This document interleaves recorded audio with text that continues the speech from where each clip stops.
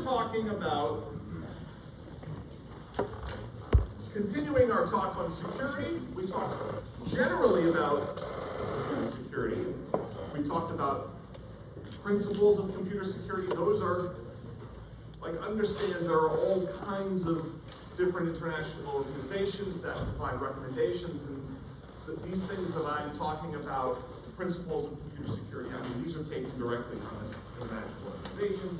Same as with, I mean,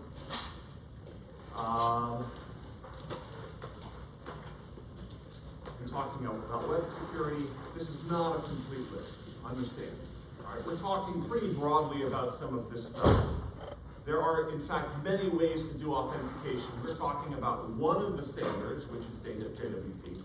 It's not the only way. Just understand that. We cannot possibly cover all ways. We are covering a way. It's important that you know what authentication is and how it can be used. But just understand, for all of these things, there are more than one way. There is more than one way to do these things, okay? But, you know, if you remember last time we talked about some libraries that we have here in Node. For example, bcrypt. Bcrypt lets us take a password and hash it, salt it and hash it, and then we have something that we're not storing a plain text password anymore. Okay? So if the database gets hacked or something like that, they're not stealing plain text passwords. Now, tricky thing, of course, is that if they are able to, like if hackers are able to access a database and get hashed passwords, we were talking right at the end about there are certain types of attacks that they might be able to use in order to maybe even still figure out what the password is, or at the very least, using a birthday attack, figure out some other text that could be hashed and produce the same hashed value, right? That was the birthday attack. One thing to understand, I was mentioning this right at the end of class, right? In cryptography, okay, which is a very interesting field, and you take a cryptography class, you learn about DES, and you might learn about Blowfish and Diffie-Hellman and RSA and these types of algorithms. Maybe when you were a kid, you might have done like a little puzzle book or something like that, where you get text that's plain text that's in English, and you're given what's called a cipher, which basically is a key. And it's probably a monoalphabetic cipher, like the substitution cipher. And each letter is substituted for some other letter, right? And if we're talking about the alphabet, and if we're only talking about capital letters, then that means that, hey, we have 26 letters. How many different keys could we have? Well, how could we calculate? How many possible keys could we have if it was just a simple substitution, one letter for another, in the English? Yes? No, it's not. I was waving at me or waving at another student. Yes? Is it like all the different permutations of Well, it's definitely all the different permutations. How can we calculate how many permutations there are? For the very first letter, if I want to substitute something for the first letter, how many different possible things could I choose? Like for A, if I want to substitute something for A, how many different possible things? 25. We can say 25, maybe we can even have 26. I mean, who's to say one of the letters might end up the same? It's possible. So 26. Okay, how about for the second letter? How many possible things are there? For B? 26. No, because now we can't use the one that was used in the first one. So 25. How about for C? 24. What do you think the number of possible ciphers or keys you would have in that type of an algorithm? 26 factorial. Okay, that's called monoalphabetic cipher. It's a simple cipher which has been around for centuries. Okay, it was used by, armies to send coded messages. It's been used for a long time. Okay, but it's not very secure. Why is it not that secure? Right, hey, 26 factorial is a gigantic number. I mean, come on, that sounds secure to me. I mean, have you ever calculated 26 factorial? It's a gigantic number. Yes. Kind of. Yeah, kind of. But you're using an informed technique, which is that if it's 1 for 1, in the English English language, for example, some letters occur much more often than others. In fact, you would, over time, be able to say that certain letters would occur according to a certain distribution. All right? So vowels like A and E are the most common, things like that. And letters like T and such are very common. Z and Q and X are not very common. Okay? So we have the ability to make some informed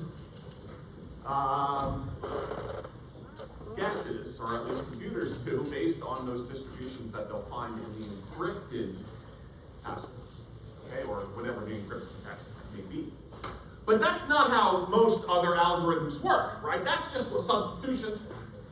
In the real world of modern cryptography, we do not encrypt that way. Instead, what we do is we take a piece of text, like if I want to take a piece of text and encrypt it, and maybe it has a secret of some sort that we're using for a password or for setting up a server or whatever it is, JWTs or whatever it is, right?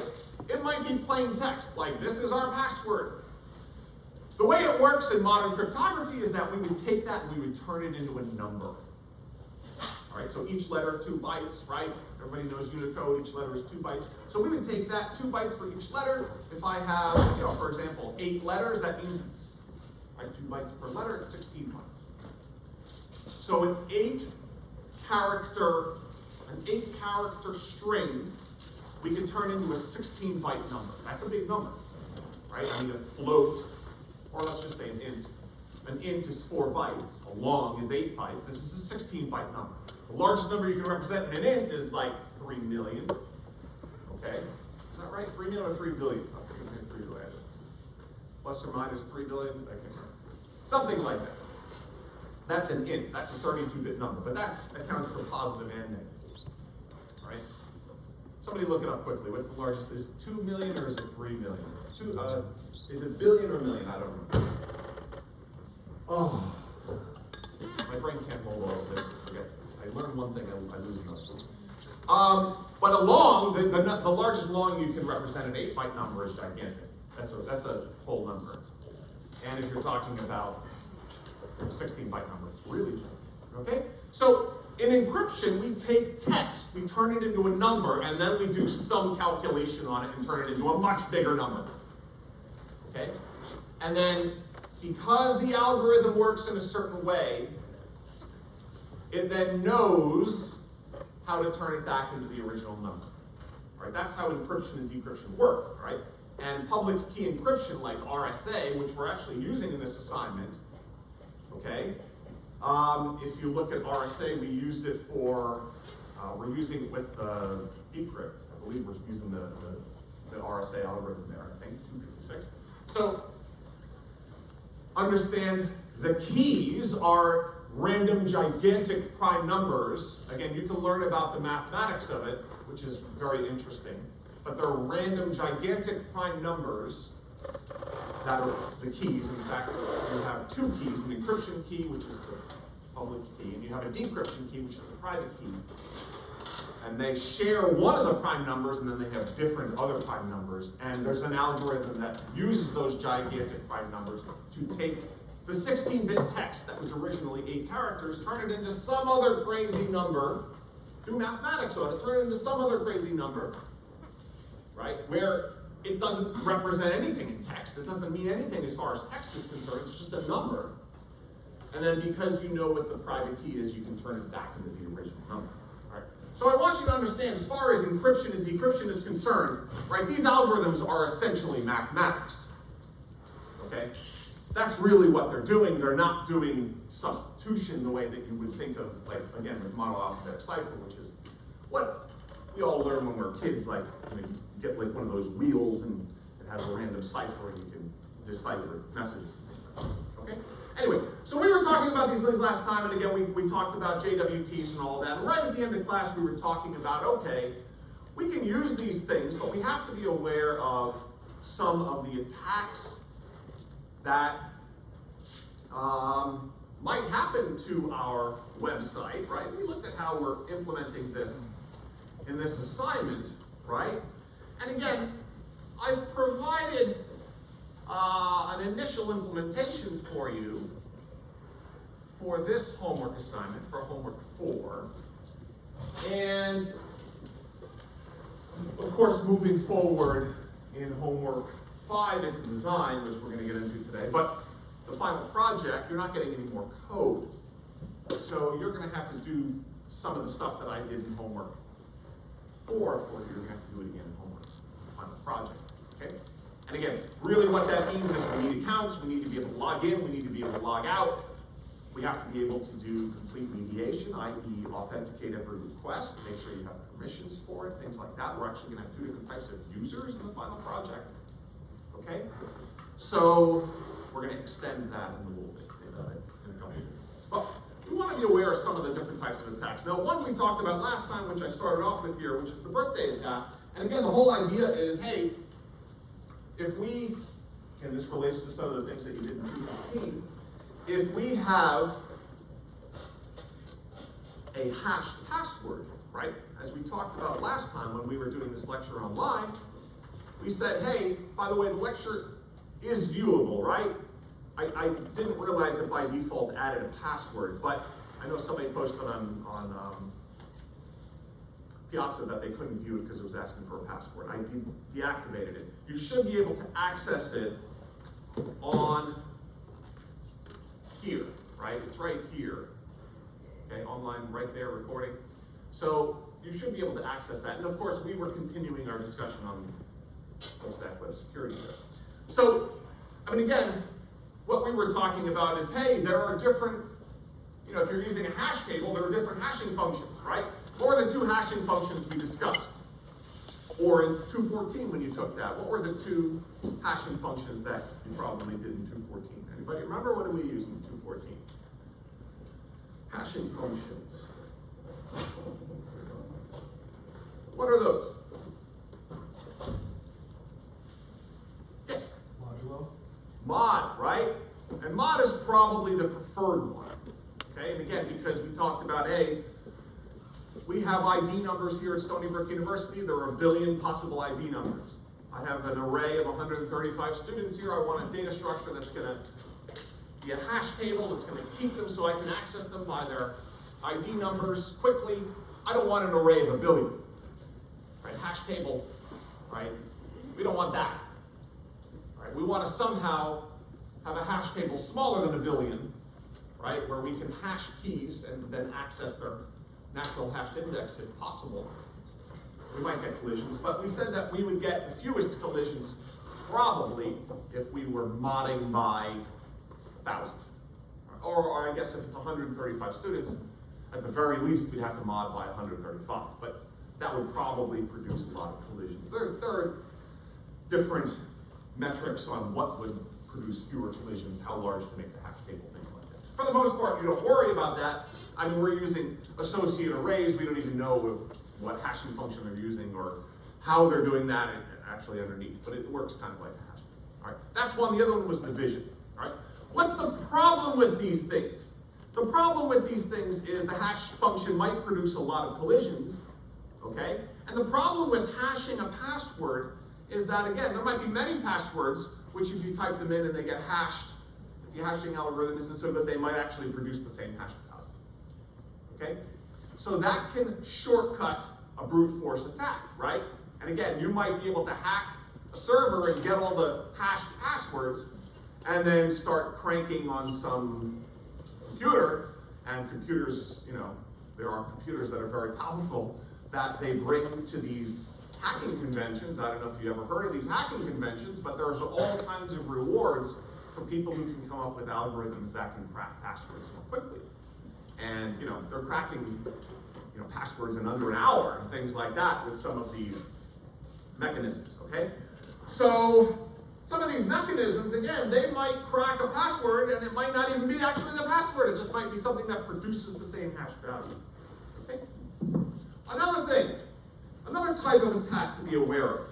And of course, you know, some of these indicate why we're using some of these libraries. I mean, we're using bcrypt because we want to hash a password, right? We don't want to store it in plain text. And we're using cores, right? Because we want to avoid things like a cross-scripting attack or cross-site scripting attack. which basically means, hey, if I go to a website, I want to be assured that the website is now not going to divert communications to some other website, right, without my permission in some way that compromises my security, okay? So, you know, understand out there on the web, there are a lot of vulnerable websites, all right? There are a lot of websites, and by the way, in some ways over the years, they have become less vulnerable in some ways. Or maybe the users on the internet in some ways have become less vulnerable. And in other ways, they become more vulnerable, okay? I mean,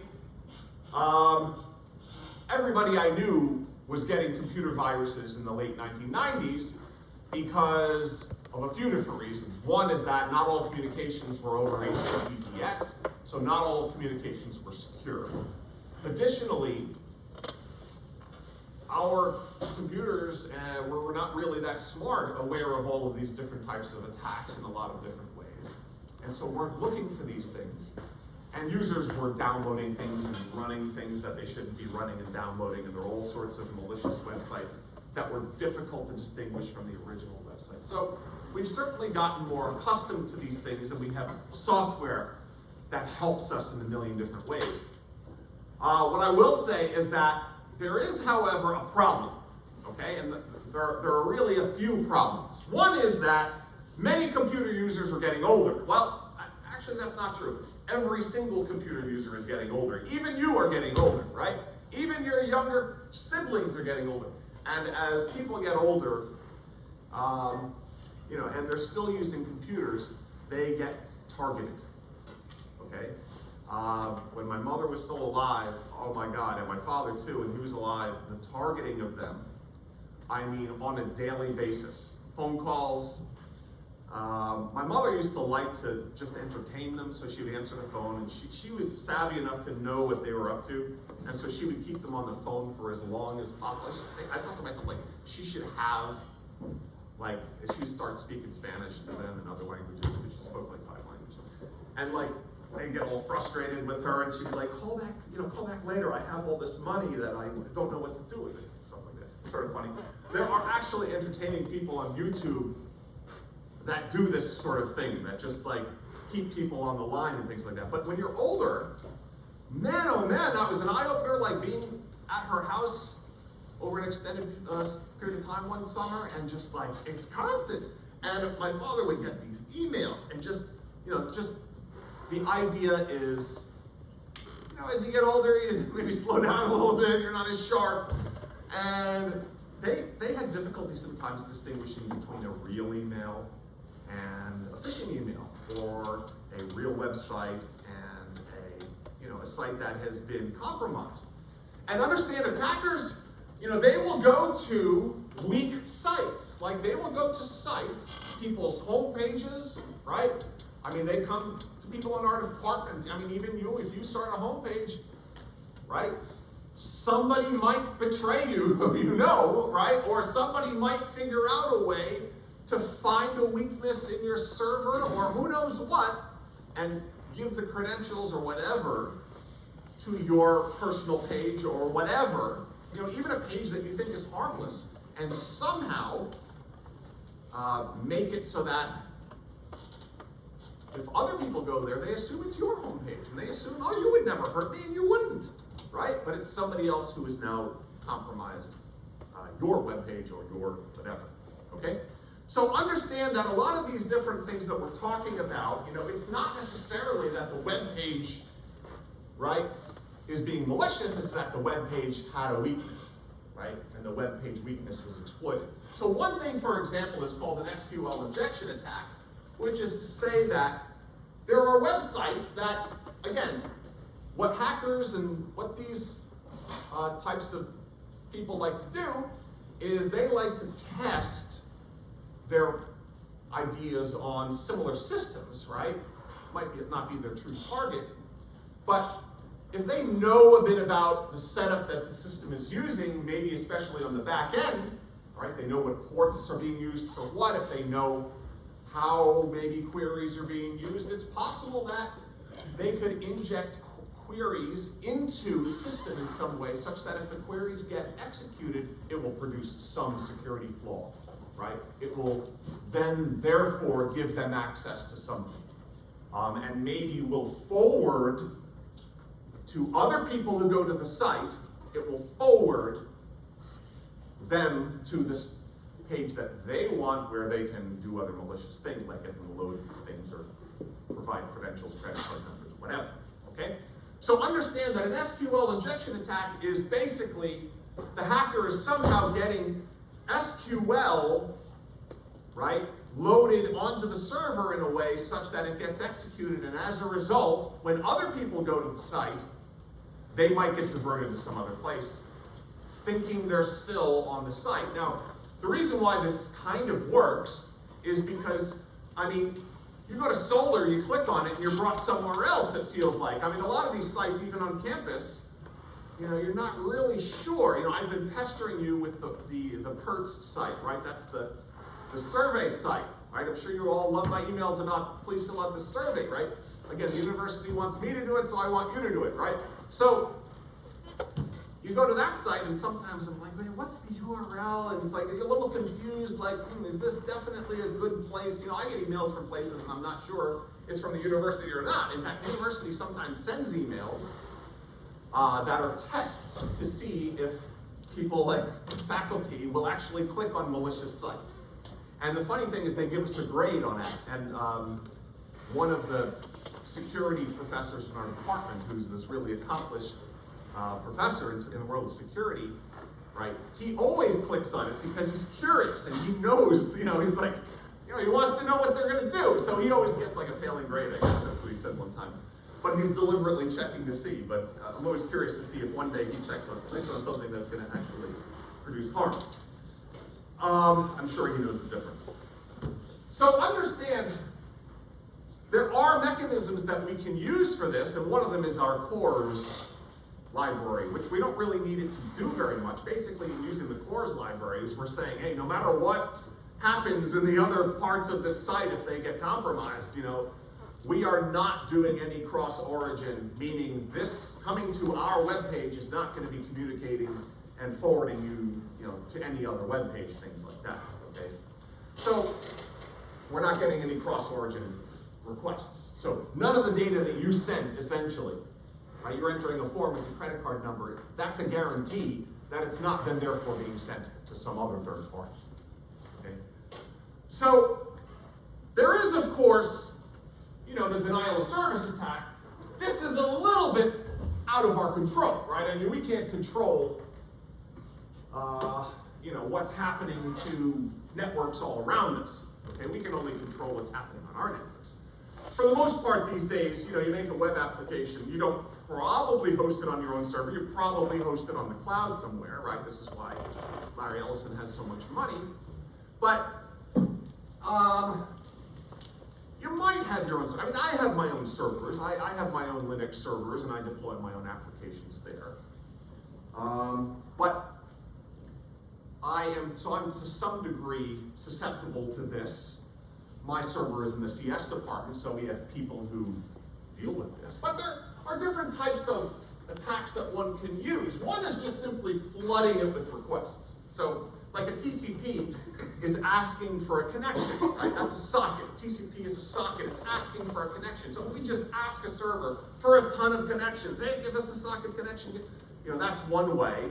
Like, the server is so overwhelmed it can't even go through the queue of all of them. And if you know anything about, you know, when you take 310, you'll learn about TCP/IP and how when you send a message from point A to point B, right, the message gets broken up into little pieces, almost like little postcards, and they get put in the mail, and they can all go different routes to the destination, which then reassembles them, right? That's called packet switching. And packets can get lost, and if any of the nodes along the way are busy, they'll try to route them different ways, but there have been some high-profile denial of service attacks, as we've talked about.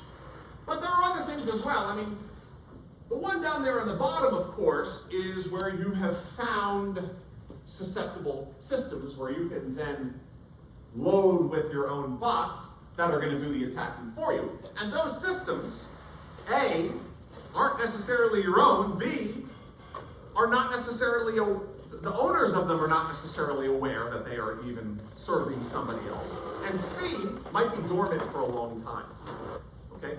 In other words, hey, I found your server is susceptible. I'm gonna put some code in there that on some date is going to, come alive and do something, coordinated effort with a bunch of other places, right? A bunch of other servers, who knows, okay? Something like that. There are ways of doing things like that, okay?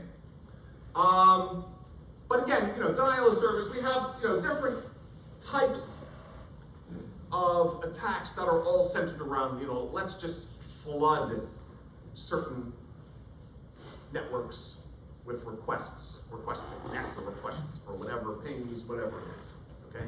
And botnets is one mechanism for doing it, okay?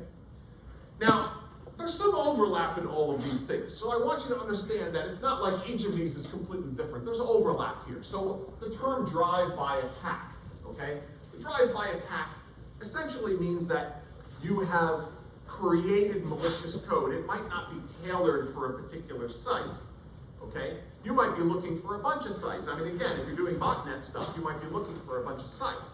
This is why probing is so important, and this is why we get so many attacks in the department. Nearly all the attacks that we get are just probing attacks, like trying to figure out, would what we're doing work here, and if so, can we use these resources in some way, shape, or form, maybe something like that, okay? Because the idea is, hey, we have some malicious code that we want to be used in some way, and let's see if we can actually test it out in different places. Again, understand there are a lot of weak sites out there. Okay, think about how many small businesses there are, right?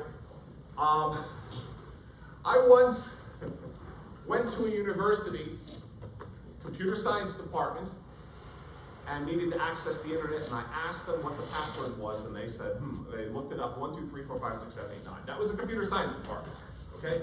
And they had paid people who were technical people, which were supposed to maintain security, right? They hadn't changed the password since it was first set up, okay? Understand, in corporations and companies, right, there are highly paid people who are obsessed with keeping things secure because their job depends on it, money depends on it. But there are a million small businesses out there. I mean, how many restaurants have web pages? How dedicated do you think the people who work at the restaurants are to computer security? I mean, they couldn't really probably even care less if their site got used in a botnet attack, right? I mean, there are a million such sites, okay, for all different purposes. How many student web pages are there? Student projects that get deployed. I mean, every semester, CSE 416 projects get deployed live on the web. I mean, do they get maintained? I don't know, but what I do know is that some of those projects I check once in a while, and some of them are like 12 years old and they're still deployed, right? And if they're old, if they're using older technologies, right, there certainly might be mechanisms to penetrate those like security loopholes, things like that. So understand a lot of what we're talking about is finding weak sites and then seeing what you can do with it. Like that's a lot of what we're talking about. I know that there are all kinds of companies these days, of course, that can make websites for you. I mean, the ones that come, something like Wix or something like that, right? That can make websites for you. I must admit, I don't know enough about the security mechanisms that companies like that use. Presumably, if you're using those things, they're taking care of some of that for you. Presumably, but I don't 100% know. But there's more than enough other types of sites, whether it's a student site, small business sites, or whatever, to go around. So this is a continuing problem. It's of course not just, it's all over the world, and there's no shortage of weak websites, I would say, okay? We talked a little bit about packet sniffing, right? We talked a little bit about this, and I talked a little bit about this. Hey, you go to an internet cafe. It used to be, internet cafes were notorious for who's hanging around an internet cafe? Well, people who want to, sniff or snatch or spy passwords from other people or accounts from other people. And again, if you're on a LAN, a local area network, where everything that gets sent to and from your computer is broadcast to all the other computers on the network, right? If those communications are not encrypted, everybody else is seeing your login and password. Now, presumably, again, these days, everything should be HTTPS, everything should be secure, but it wasn't for a very long time. And again, I don't think Yahoo made it officially required to log in securely, meaning where things aren't encrypted until like the mid-2000s, okay? So, there are mechanisms for eavesdropping on other users and stealing their stuff. Now, of course, the ultimate goal for a drive-by attack or something like that is to install malware, right? And I'm sure you've heard about some of these high-profile malware attacks. I mean, things like ransomware, right? Ransoming a hospital. Hey, you know, we have all of your patient data and we're going to throw it all out and all your patients are going to be, you know, have no history and that's going to be, you know, terrible for them and this and that, and if you don't pay some ransom. And these days, I guess ransoms would be done through things like through cryptocurrency, right? So, you know, cryptocurrency is more difficult to track for various reasons and whatnot. And, you know, it avoids the US banking system. There's a lot of interesting things about the banking system. Transactions worldwide all go through New York.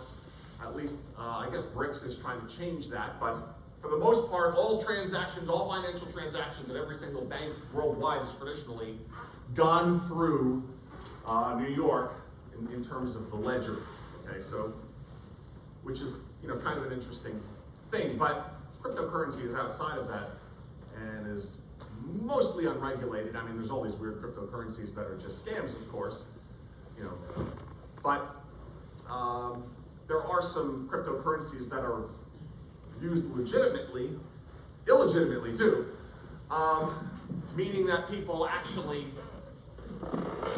put value in being paid with cryptocurrency, and that's really all you need for a currency.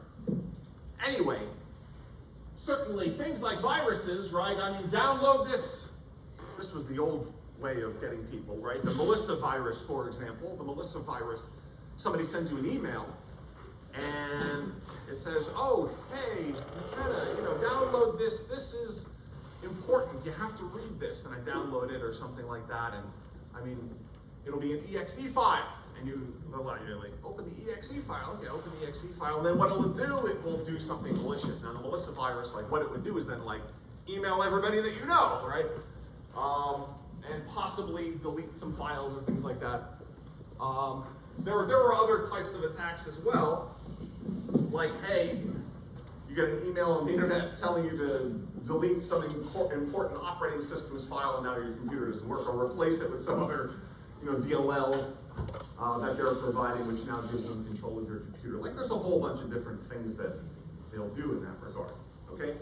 But there are some applications, of course. I mean, there are some applications that potentially, I mean, exe is obvious. An exe is an executable file. You should not be downloading and running an exe unless it's coming from a verified site, right? Certainly not in an email unless you sent it yourself. But there are even some other files. There were, you know, security vulnerabilities in other files that you might download, including potentially, I guess, things like PDFs and whatnot. But, you know, the intention here, of course, is to get people to install things on their machine that then might be dormant, but if activated, then can take control of the system, of a hospital. I mean, that's kind of crazy, or whatever, all right? Again, you can take computer security courses and learn about all of the sophisticated things out there, from Palantir to Pegasus to, I mean, these are like hard, Pegasus, you know, is something that is used for, you know, hacking nations and things like that, okay? Interesting to read all about those, and maybe even interesting to read about where we're headed with Peter Thiel and his ideas of where he wants us to be headed with Pegasus. Yikes. Anyway, or Palantir. He's the CEO of Palantir. So, other things, of course, man in the middle attack, man in the middle, you have client and server or whatever, and some security vulnerability on the server is exploited such that you start off talking to the server and whoop, you're not. You're talking to a different, something pretending to be the server, okay? And as a result, that communication back and forth, again, you might be providing information that is going to compromise your credit card numbers or whatever, okay? Lots of different mechanisms for doing something like that, but again, understand that weak websites, weak systems, or insider information, right? I mean, those are two of the primary ways that these things happen, okay? So, we mentioned password cracking. I mean, again, there is a competition every year, right? And the interesting thing about this is as computers are getting more and more powerful, some people say, once we get a quantum computer, there will be no more security, which is an interesting and terrifying sort of a thing, right? I mean, we're already losing so much of our privacy.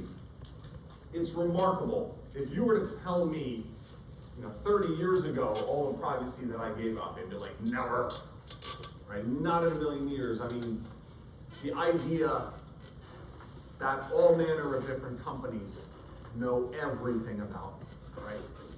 I mean, you can go on websites and find the most shocking things about yourself, right? It's like, some of it is untrue, okay? I mean, it's like, what?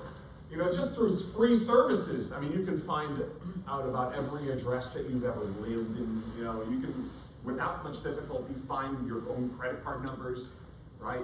You can find all of your friends and family. I mean, you can find all kinds of different things. Obviously, that information can be exploited by advertisers or by governments or by bad actors, when all of those things might be the same thing, right? So, I mean, all of those things can make somebody easy to exploit. And easy to exploit, of course, means you're using either carrot or stick, right? Everybody knows what a carrot or a stick is. Riding a donkey, you either make the donkey do what you want by waving a carrot in front of them or hitting them with a stick. So that's the expression carrot or stick. So, if all of this information is out there about you, presumably they might be able to find things that are sensitive to you. Maybe it might be something that your connection to something is embarrassing, or your connection to something is something you would not want public or whatever. But privacy is sort of gone so far beyond where I think people had expected it to go. Who knows where it's going? If you watch shows like Black Mirror, I mean, that show, which I find fascinating and entertaining and extraordinarily depressing,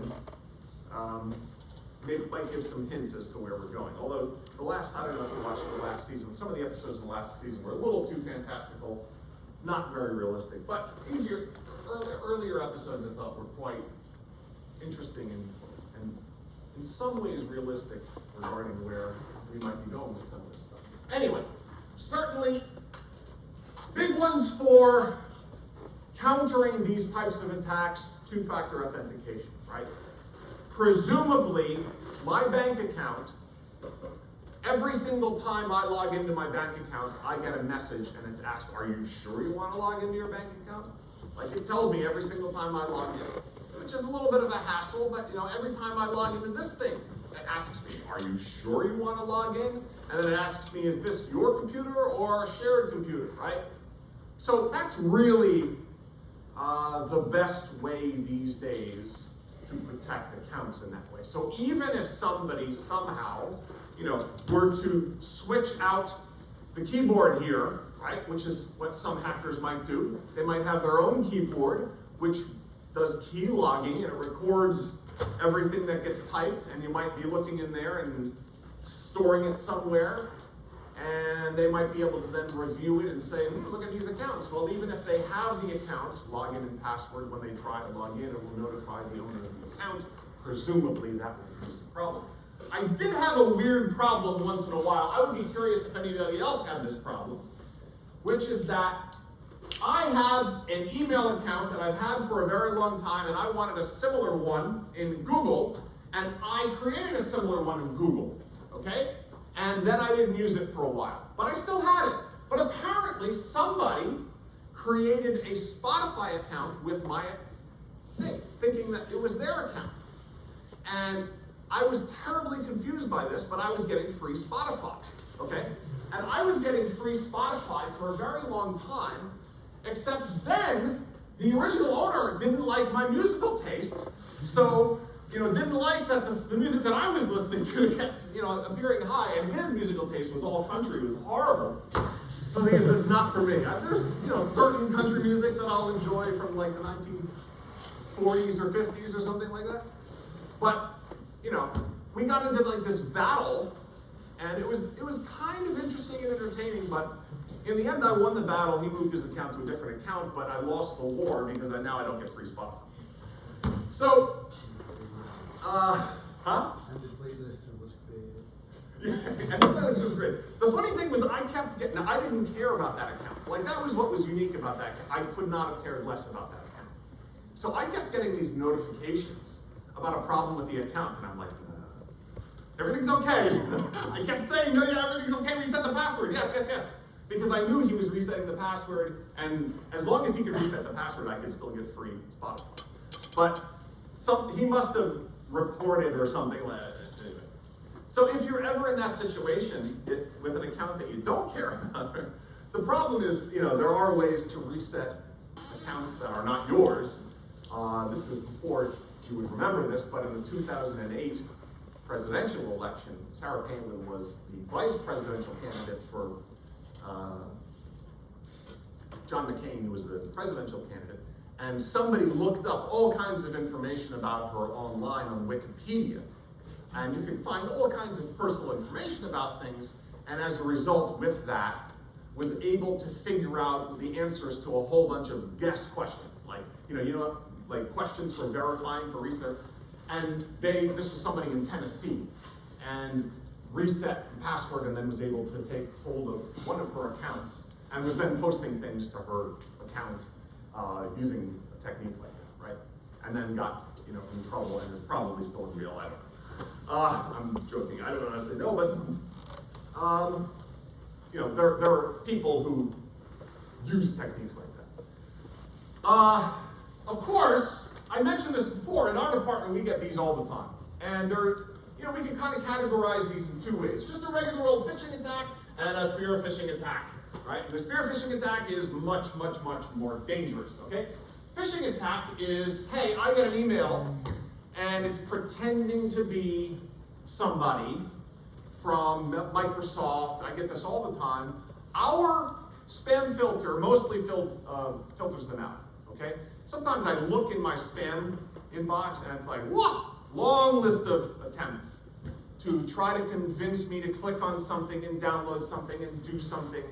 And telling me that I have just inherited $1 billion and all I have to do is X, Y, and Z, and that I'm actually royalty in some other country, and that I can, sit on the throne of, whatever, for whatever reason. So, for the most part, those things are easy to filter out, but sometimes they're clever, and sometimes we'll get emails which they look like they're from my boss, like my boss Samir, and it will actually be asking me to do things. And I get emails from Samir every day, right? He's the department chair, so I get emails from him every day, and sometimes it looks, right? But a lot of times it's not quite the way he would write an email. They should do their research. It's not quite, something looks a little bit off. You can usually spot it, but sooner or later they're gonna figure out, spell things properly, and use proper capitalization, and use the same terminology and tones that he would use. And they ask for unusual things, right?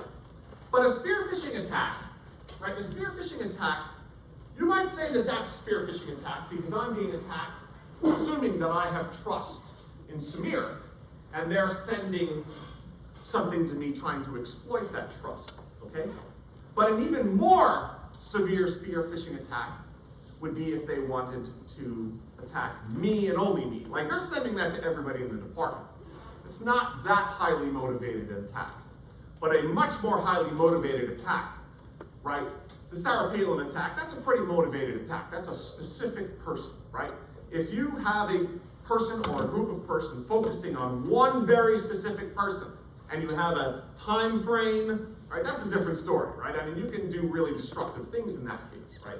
Whether it's somebody who is a public figure, or whether it's somebody who runs a corporation or has access to whatever, or is, somebody in your personal life.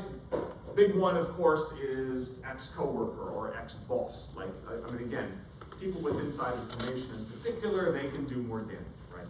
And I want you to understand that with all of these, they're all made easier and more destructive if they're done with the help of people who have inside information. People who, again, know something about the system, know personal information about the people, okay?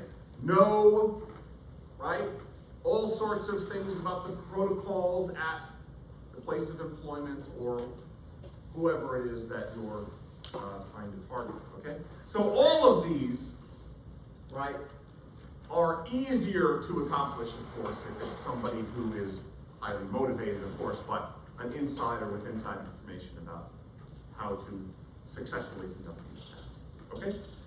Okay, so if you look at the schedule, so here we are on Tuesday, October 28th. Oh my God, the semester is going by. We have homework 4 due on Monday night, right? And we'll start, hopefully your homework 3 grading sessions are going along well. Everybody knows, right? You want to get all your homework 3 grading sessions done this week if you haven't already. I know one of the TAs is all done already, but we're going to start the homework 4 grading sessions next week, okay? So we'll do that next week. Homework 5 is due at the end of next week. That is not a programming assignment, right? That is not a programming assignment. Homework 5 is your plan for your final project. Now, your final project is taking the playlister and adding a bunch of things, okay? And we're going to center the playlister around songs, okay? So we're going to center it around songs. Like, we're going to want to be able to see different things about songs, like which songs are in the most playlists and most popular and most hated, all kinds of different things, okay? So we're gonna take the playlister and we're gonna add a bunch of things to it, okay? But understand we're doing it in 2 phases, because I'm not giving you any more code. First phase is you're gonna come up with a plan. And we haven't really talked about design, but that's what we're gonna do these next 2 weeks. This week and next week, we're talking all about design, okay? And so, for these 2 weeks, right here. Right, we're going to be talking about software design, and then we're going to talk about it in the context of the technologies that we're using. So, keep in mind your final project is due all the way down here, and that leaves us about a week to do all of the grading sessions. Okay? I have this final exam review listed here just so you know. We might not do it on that day, we might do it on Sunday. It's going to depend on availability of TAs. We'll do it on one or the other. I know Friday sounds nice, but it's a little far away from the exam. It might be better if it was closer. Okay? Anyway, so let's talk a bit about design. Now, what do we mean by design? Well, obviously, if you have a plan, right, you're more likely to succeed in anything in life, right? Any venture you want to undertake in life, if you have a plan, you're more likely to succeed. Right? Certainly in the world of engineering, a plan is important. I mean, airplanes don't get built by accident, right? So, the same is true of software. And And the more complicated the software, the more time is needed in the design stages. So, I do have some principles that I want to instill in you, okay, as part of this effort, all right?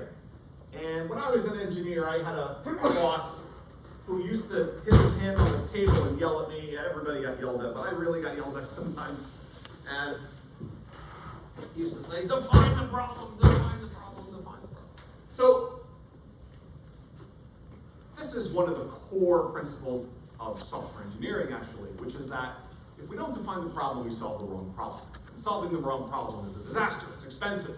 It happens every day, like all the time.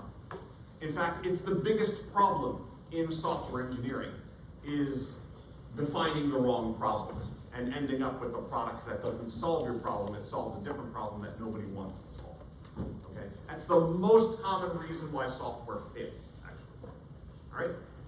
So we want to define the problem. And really what that means is we want to very specifically say what we're trying to solve and really why we're trying to solve it. And then, design then code, we're saying this is how we're going to solve it. Right? This is exactly how we're going to solve it. Advertising is kind of funny. Like if you look at advertising, television, and things like that over the last, how long has television been around? Since 1940s, 1930s, I think it was the first, like almost 90 years now, right? You look at advertising, you can almost recognize the decade immediately, right? And these days advertising is like all AI and oh, it's just so obnoxious. This one secret, like that just drives me crazy. And why do advertisers think that we don't know anything and we all need to know this one secret that nobody else would know? But if you ever watched like late night television in the 80s or 90s, there were advertisements where they would try to get you to buy some weird contraption, okay? And it was always the same thing. It was like, you show the user who's really frustrated, like I'm trying to open a jar, like a jar of pickles or olives or something, and I just can't open it, and they just fail. It's just a catastrophe. And then they're like, have you ever had trouble opening a jar of pickles? You know, and then they show the person, oh, my life is horrible. And then they're like, we have got the solution for you. It's like, this is going to make your life better. Now, this is exactly what you need because you want to open jars of pickles all the time, right? So, that's what we're talking about here with defining the problem, right? Like, when you're making software, you actually want to be solving a very specific problem. You want to have in mind, you know, not just I'm going to make a thing for this space. It's like, no, we need to know exactly how it's going to fit in that space. And this is what business people do. If you ever work, you know, in a startup or something like that, you have tech people who have their set of skills. You have then business people who have their set of skills. If you have, you know, a dedicated team who are skilled in both regards, then you really have something, especially if you have an idea. And sometimes you have somebody who's both, sometimes, right? But Apple Computer, for example, had Steve Wozniak, who was a wizard in computer engineering, and it had Steve Jobs, who was good at that thing. Like, Steve Jobs knew exactly why people would want a computer. Like, Steve Wozniak didn't know that. Steve Wozniak knew he wanted a computer, but he wanted it in the least user-friendly way, right? Steve Jobs was like, no. Steve Woz, you are unusual. You are a very unusual person. You want to know how a computer works because you just want to know how a computer works. Other people want to know how a computer works because they want to use it, right? Like, those are two very different people that brought two different things to the table, and together they made something great, right? So this is much of the struggle in founding a company is trying to get those two things to serve some need. So the first thing you have to understand is, you know, what is the problem that we're trying to solve, and how really is it going to solve it, okay? Second thing, design then code. Again, we want to plan. So we're going to talk a bit about today, and really we'll get into it on Thursday, how we're going to plan software. And there are a million ways of doing it, and they're all terrible. Every single way is terrible. Nobody likes anything with regards to planning software for the most part, and that's why there are a million formats, there are a million tools, and everybody hates all of them. But we'll cover some of the ones that we hate. And we'll cover some of the ones that are kind of standards. And we'll talk about some other new ones that are kind of interesting. I don't know if anybody's used Obsidian, but I'm interested in that one these days. I mean, that's one that's useful for planning things, whether it's software or a birthday party or whatever. So I'm always interested in things that are useful for planning. Third one there, always provide feedback. Like, that's a thing that when you're making an application, you have to keep the user connected to the application in a million ways. And modern expectations for software are feedback, feedback, feedback, feedback, feedback. You need feedback. My son was a college student, graduated in May. I would freak out every time the instructors didn't grade something like within a week. Like, I'd be like wanting to email, like, come on! Need feedback here. It's like I get so impatient. By the way, your exams, I know I still have to go through. I do have all the answers that everybody has provided. So I promise on Thursday they will all be updated, and I'm going to explain, what the updates were. Okay? But you play games. I've been playing video games since the 1970s. Video games are all about feedback. If there's no feedback, people won't play. In fact, the very first video game, arguably, was a game invented here on Long Island, right? It was a game invented at Brookhaven National Laboratory called Tennis for Two, and it had no feedback, and so people didn't really find it very much fun, right? There was then another one, which was an early Pong game, although it wasn't called Pong. And again, it didn't have much feedback, it didn't even keep score, it wasn't much fun. Until Nolan Bushnell from Atari founded that company, and he's like, let's make it fun. Oh, let's have a score, miraculous, and a sound effect, miraculous. And let's have it work in a way that it actually provides good feedback so the player feels that they make some difference in the game and can get better at it and can win and things like that. So feedback is another important thing. So these three things, all right, understand that over and over and over and over and over again, right? When you're working on a project, the first thing is you have to define it, and really you'd say, well, what is the problem and what are we trying to solve? And you have to very specifically do that for, especially if you want to win funding for your project, okay? Second thing is you need a plan. You need a plan for the project at large, because it might involve many things, not just coding, and you certainly need a plan for the software that you're going to author, right? Any code that has to be written, you have to have a plan for how it's going to be architected, all the technology choices, and even down to the nitty-gritty of, variable names, like for instance, variables in classes and things like that in many cases. Not always, but in many cases, okay? And then finally, the last one there, always provide feedback. You have to be aware when you're designing these things that you have to keep connected with the user by constantly letting them know success and failure. Success and failure, success and failure. Again, when you go on the internet and you use a website, if it is not constantly holding your hand with success and failure, you find it frustrating, right? We all do. Because you're like, is this not working? What's wrong? I did everything right? I mean, it didn't tell me there was anything wrong, So you have to constantly give the user feedback. Now, the unfortunate thing with the feedback part is that adds a lot of code. It adds a lot of customization. It adds a lot of everything, right? Because you have to highlight things in red, you have to do combinations of input, what's reasonable and what's not reasonable, right? You have to provide pop-up modals that tell the user what's wrong, but maybe doesn't tell them too much, right? Things like that. So there's a lot of decision making in terms of making feedback. In games even more so, right? I mean, in games, feedback means, we might play an animation or a sound, or we might have a health bar go down. I mean, there's a million different ways that we provide feedback in games, right? But, in web applications, of course, our typical mechanisms are things like modals or highlighted or red text fields or things like that, or toasts. Anybody know what a toast is? Or a snack bar? Anybody know what those things are? Those are like the little messages that pop up. They're really polite in the bottom right corner, and they're like, giving you some sort of feedback, like you're not doing the right thing or something like that, and then it fades away. I don't know if you've ever seen those things. Anyway, we have a lot of different mechanisms for that, all right? Now, this course, you might not realize it, but this is not a web development course, right? Web development is kind of the vehicle by which we're doing other things, which is, hey, we want you to start making larger software, because when you're making larger software, bad decisions made early on hurt you as you go along.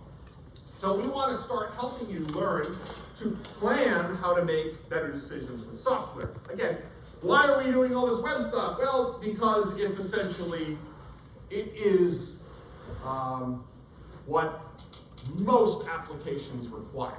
Okay, not all. I mean, there's embedded systems development, there is cryptocurrency programming, there's a million different other things that you might do, but much of what people will do is based on web technologies in one way or another, even if not directly, maybe indirectly, okay? So certainly over the years, the greatest demand for our students is that they be skilled, whether they're working for a bank or whether they're working for a large computer, a large software company, or whatever. The biggest demand is web technologies of some sort, of which there are a billion, right? I mean, you can be learning the MERN stack, or you can be learning Spring Boot, right, which is a Java technology, whatever. So we're using these things because we want to learn a methodology for development. And if you recall, we talked early in the semester, we did one slide on the software development lifecycle, and the idea with the software development lifecycle, of course, is that, yeah, we have some standard way of doing things. Okay, we come up with the requirements first, and then we come up with the design, and then we implement the design, we code it, and then we test it, and then we maintain it, right? That's a very simple way of doing it, okay? And you might have some feedback loops in there, like design review, okay? Testing might reveal bugs, you have to go back and fix things. There might be times you have to go back and fix the design, okay? But, understand that that's a very, very, very simple view. In the real world, there are many different methodologies that different companies try. I mean, companies will do things like agile programming, which means something very specific. They'll do Scrum, right? They'll do Jira, right? There's a lot of different types of approaches and technologies with those approaches to manage the process of getting software made, right? So, what we really want, and the reason why we want to be careful in our design is because there's a lot of properties that we want in our software. We'll go over every one of these terms. These are important terms for the rest of your software life, whether you're a software engineer or not. I mean, many of you might end up being software engineers.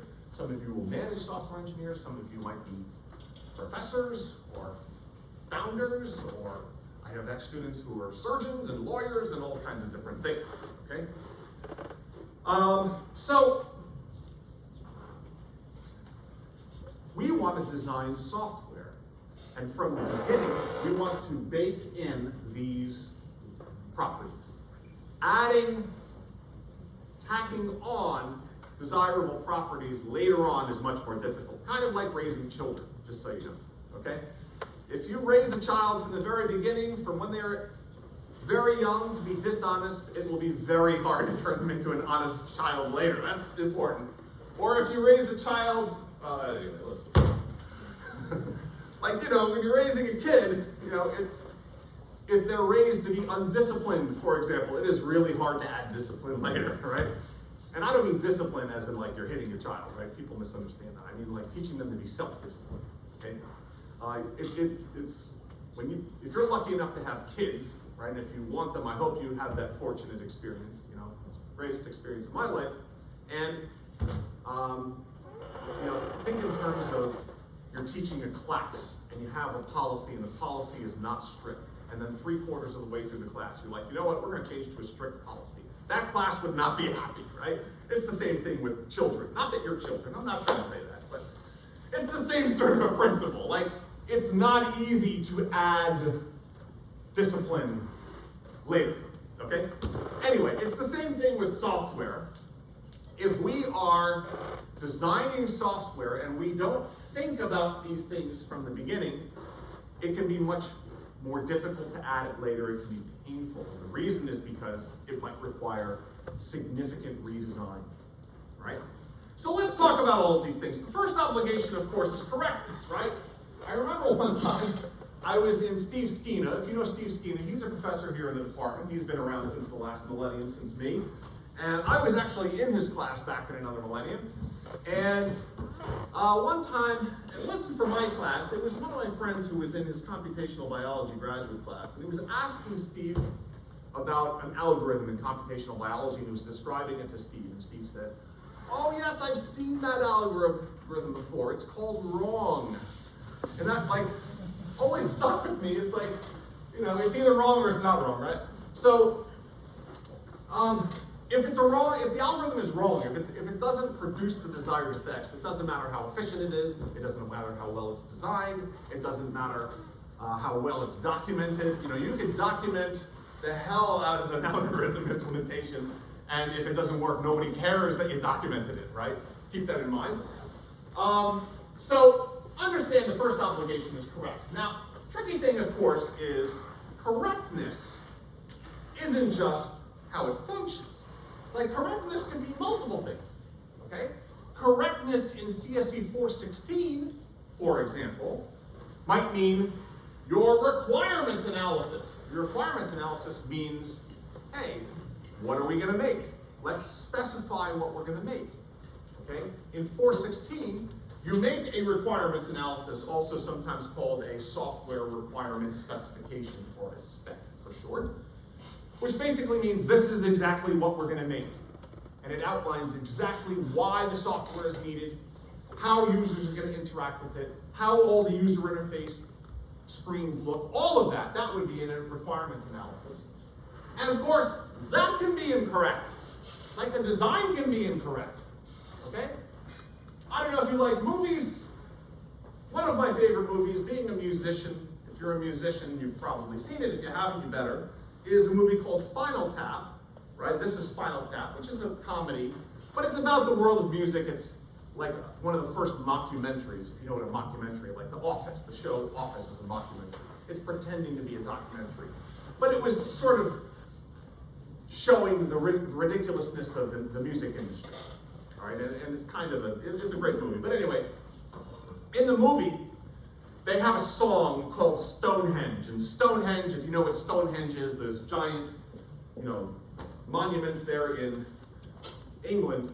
And I don't know how tall they are. They're supposed to be like 15 feet tall or something like that. Anyway, they went and they had a song called Stonehenge, and they wanted to have a set for their performance in concert, because they were you know, wanting to play that song with a set that represented Stonehenge.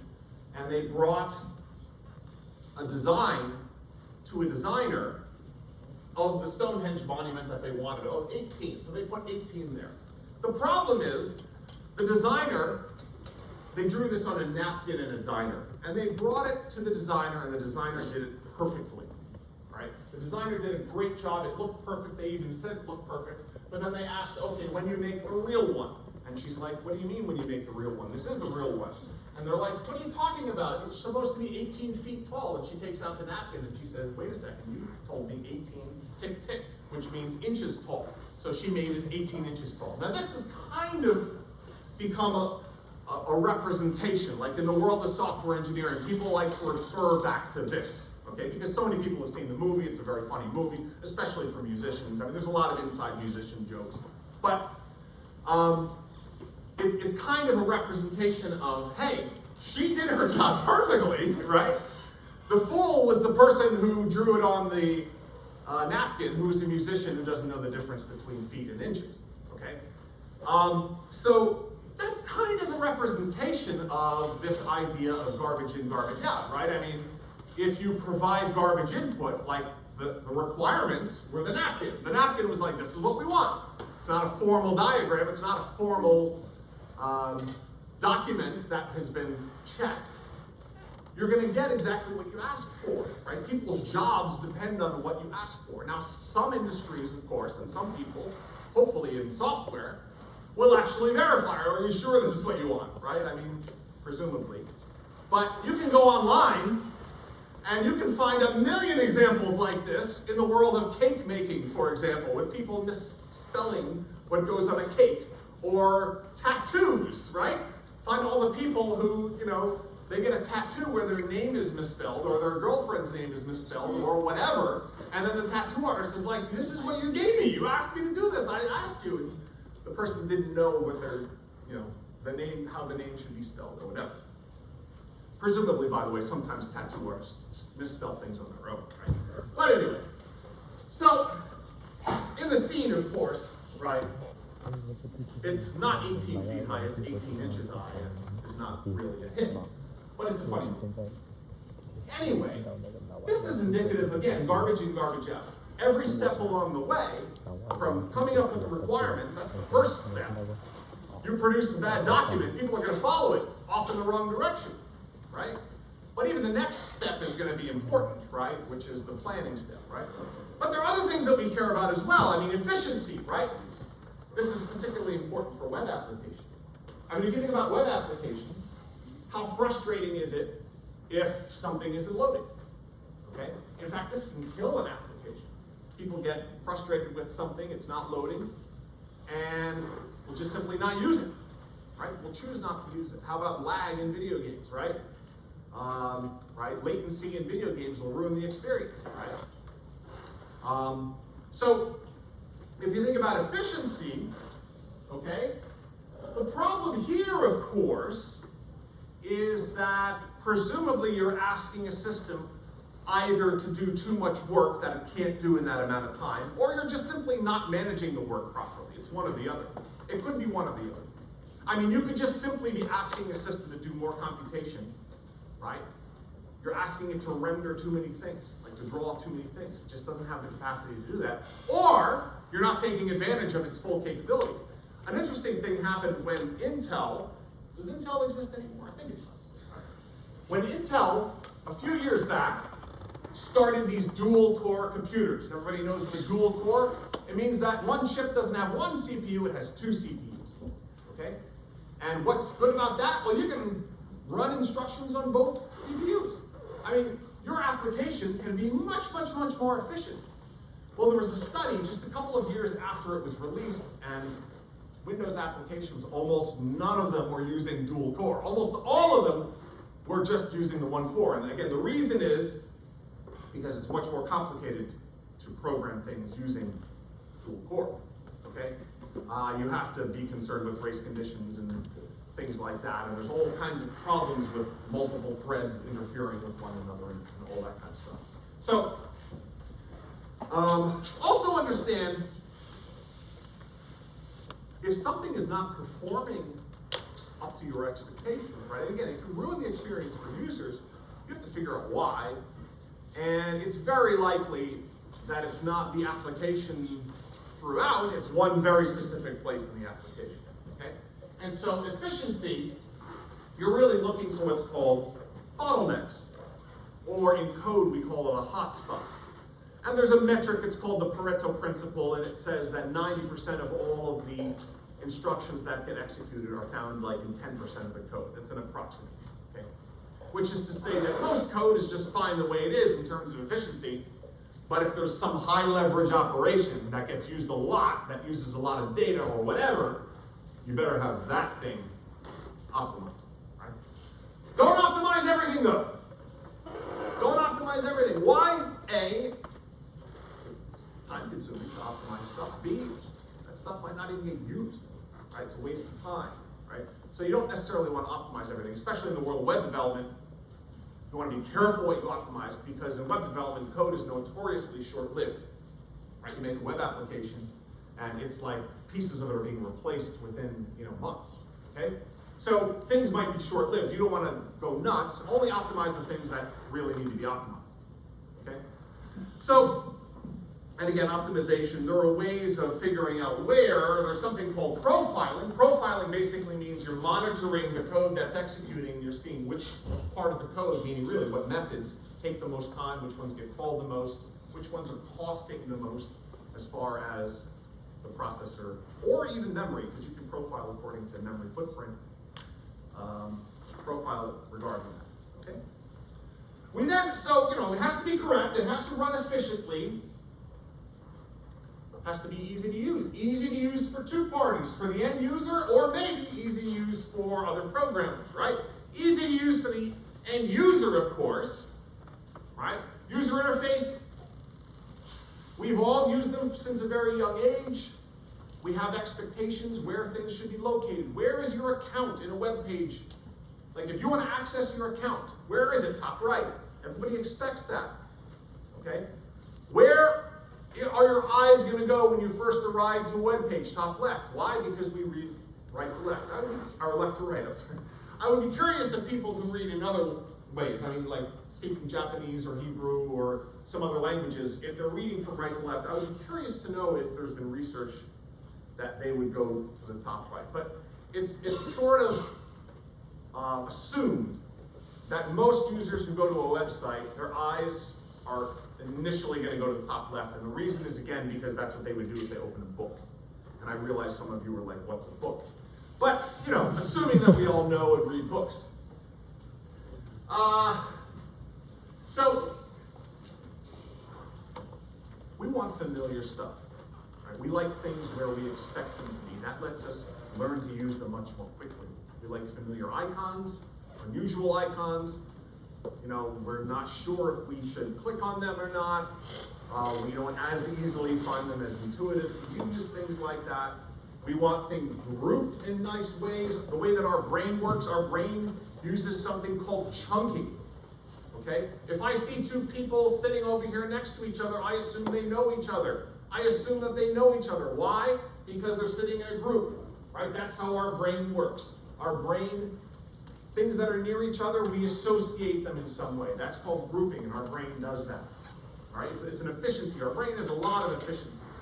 Right? Because think about all of the visual information that we're processing. So things that are grouped together, we assume that they are associated. So cut, copy, paste are all next to each other. Don't put them some cut over here, copy over here, paste. That would be terrible. Right? That would be far less intuitive. That's just one obvious example, but there are lots of other cases where you have decisions to make, and you're like, let's just group these things because they're used together near each other. Right? We want them to be appealing to look at. We want them readable, of course, right? So we have to use a large enough font. We want to use good colors, right? Things that complement each other well, right, on the color wheel. Don't ever have dark blue text on a black background. Never do that, right? That's the cardinal sin. We want to make sure that things are nice and balanced, not squished in a corner. We want to make sure that there is not too much cluttered different areas, making certain things incomprehensible, right? Of course, we want to be somewhat forgiving of user mistakes. Undo that Control-Z. Everybody has the expectation that Control-Z always works, right? All of these things make user interfaces easier to use, right? But there are a million other things. In fact, you know, studying user interface, UI, UX design, I mean, there are people who specialize in that sort of thing. Okay? So, I keep looking at that thing and thinking that that's our time. And all the time, I've been deceived by that clock. All right, everybody.